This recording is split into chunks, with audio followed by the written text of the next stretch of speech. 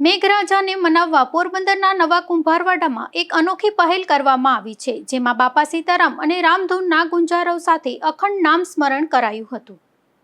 ચાલુ વર્ષે વરસાદની ખેંચ વર્તાઈ રહી છે, ત્યારે મેઘરાજાને મનાવવા અને સમગ્ર પંથકમાં સારો વરસાદ વરસે તેવા શુભ આશય સાથે પોરબંદરમાં ભક્તિમય આયોજન કરવામાં આવ્યું હતું, જેમાં પોરબંદરના નવા કુંભારવાડા વિસ્તારમાં સ્થાનિક અગ્રણીઓ અને ભક્તજનો દ્વારા મેઘરાજાની કૃપા મેળવવા માટે ભવ્ય બાપા સીતારામની ધૂન તેમજ રામધૂનનું વિશેષ આયોજન કરવામાં આવ્યું હતું.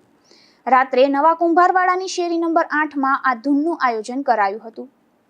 વરસાદની ખેંચને પગલે મુશ્કેલી અનુભવતા સ્થાનિય લોકો અને ધર્મપ્રેમી જનતા મોટી સંખ્યામાં આ ભક્તિમય કાર્યક્રમમાં જોડાઈ હતી. અખંડ નામ સ્મરણ અને ભજન ધૂનના ગુંજાવરથી સમગ્ર વિસ્તાર પવિત્ર અને ભક્તિમય વાતાવરણમાં ગરકાવ થઈ ગયો હતો.